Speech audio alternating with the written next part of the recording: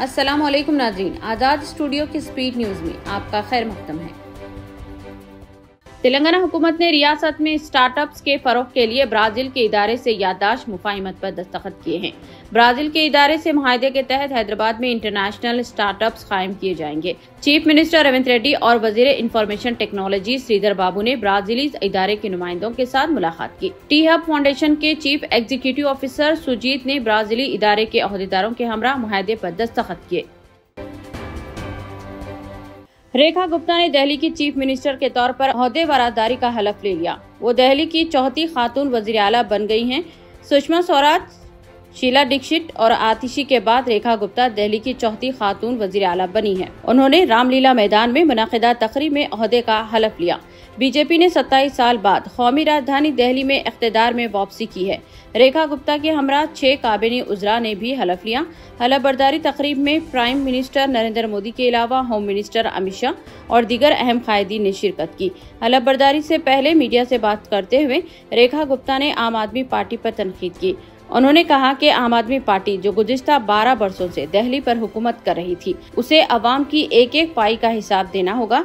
रेखा गुप्ता ने हलफ बर्दारी तकरीब से कबल करप्शन के इल्जामात की जांच पर जोर देते हुए कहा कि आप हुकूमत पर जो भी करप्शन के इक़दामात लगे हैं, उन्हें इसका हिसाब देना पड़ेगा।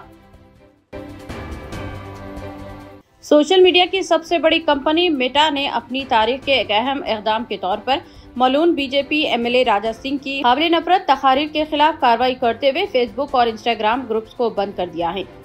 मेटा कंपनी की पॉलिसी के मुताबिक इन अकाउंट्स को बर्खास्त कर दिया गया।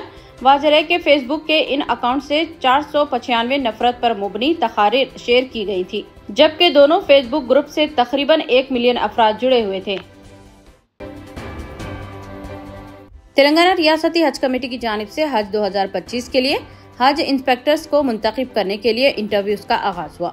चेयरमैन तेलंगाना हज कमेटी मौलाना अफजल बियाबानी खुसरो पाशा ने मीडिया को बताया कि हज इंस्पेक्टर्स के लिए जुमला 172 दरख्वास्तें मौसूल हुई हैं, जबकि 3 मरहलों के बाद इनका इंतखाब अमल में आएगा।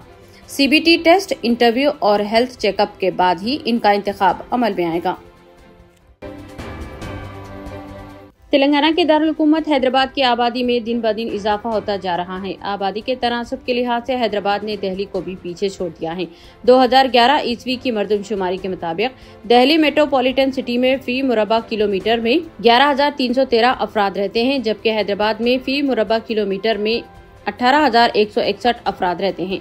इसका मतलब ये है कि हैदराबाद में हर मुरबा किलोमीटर में 18,000 से ज्यादा अफराद बसते हैं। ये सिर्फ नंबर ही नहीं है, बल्कि ये वो अदद-ओ-शुमार हैं जिनका तस्करा तेलंगाना स्टेट स्टैटिस्टिकल कंपेंडियम 2024 में भी किया गया है।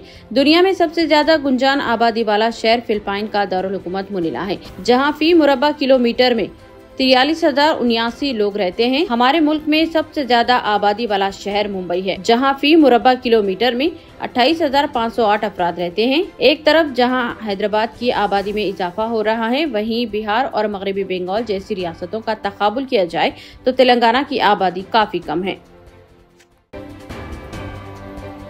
चीफ सेक्रेटरी शांति कुमारी ने जिले कलेक्टर्स के साथ वीडियो कॉन्फ्रेंस में मौसम गर्मा के दौरान बरखी और पानी की सरबराही, राबे की फसलों के लिए पानी की सरबराही के अलावा रैतु भरोसा और नए राशन कार्ड्स की इजराई का जायजा लिया। चीफ सेक्रेटरी ने कहा कि मौसम गर्मा में घरेलू, ज़िरई और सनती सारिफीन की जानिब से बरखी की तलब में इजाफा होता है, लिहाजा तीनों शोबेजात को बरखी की मौसर सरबराही को यकीनी बनाने के इक़दाम किए जाएं। चीफ सेक्रेटरी ने कलेक्टर्स को हिदायत दी है कि वो रोजाना की हसास पर अहदेदारों के साथ टेली कॉन्फ्रेंस का एहतमाम करें और बरखी और पानी की सरबराही का जायजा लिया जाए।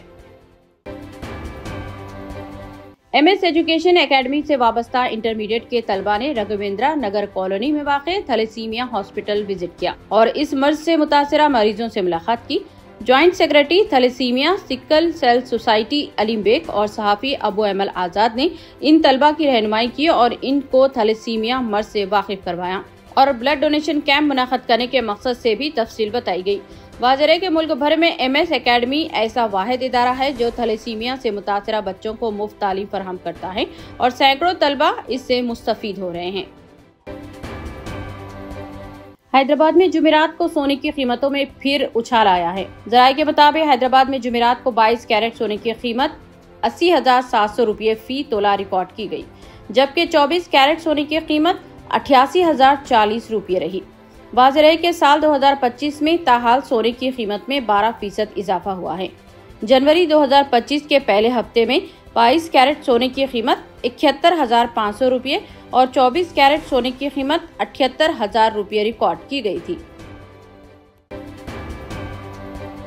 सदर कुल हिंद मजलिस इत्तेहादुल मुस्लिमीन व रुकन पार्लिमान हैदराबाद बैरिस्टर असदुद्दीन ओवैसी ने सुभान बेकरी की तीसरी ब्रांच का टोली चौकी में इफ्तिताह अमल में लाया। इस तकरीब में मजलिसी अराकीन असम्बली कौसर मोहिउद्दीन और मोहम्मद माजिद हुसैन ने भी शिरकत की। सुभान बेकरी के मैनेजिंग पार्टनर सैयद इरफान ने खैर मकदम किया, जबकि दोस्त, अहबाब और मुअज़्ज़िज़ कस्टमर्स की कसी तादाद मौजूद थी। वाज़ेह है कि सुभान बेकरी नामपल्ली की दूसरी ब्रांच रेती बोली पर चलाई जा रही है, जबकि टोली चौकी में ये तीसरी ब्रांच है। कुंभ अकीदतमंदों के हादिसात का सिलसिला जारी है। उत्तर प्रदेश में जुमेरात की सुबह 2 अलग अलग हादिसात में 9 लोगों की मौत हो गई।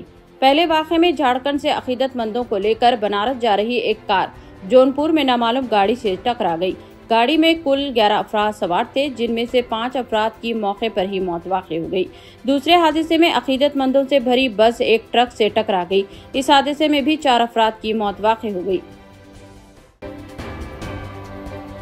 चीफ मिनिस्टर भगवंत मान की क़ियादत वाली पंजाब हुकूमत ने पुलिस निज़ाम को बेहतर बनाने के लिए सख्त कार्रवाई की है। इस कार्रवाई के तहत रियासत के 52 पुलिस एहलकारों को बरतरफ कर दिया गया है। ये कार्रवाई उन पुलिस एहलकारों के खिलाफ की गई है जो किसी न किसी शक्ल में बदउनवानी में मुलविस पाए गए हैं। डीजीपी पंजाब गौरव यादव के मुताबिक बरतरफ किए गए पुलिस ऑफिसर में 1 inspector, 5 assistant sub inspector, 4 head constables HC और मुख्तलिफ अजला में तैनात 42 कांस्टेबल शामिल हैं।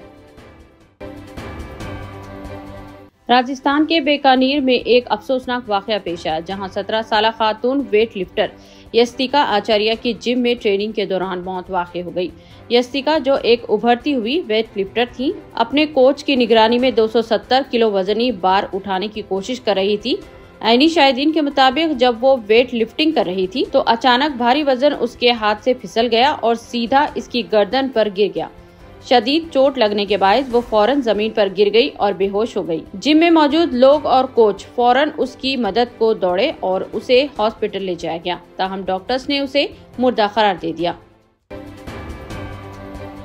हरमीन शरीफीन में माह रमजान में आज़मीन व ज़ायरीन की तादाद आयाम हज से भी ज्यादा हो जाती है।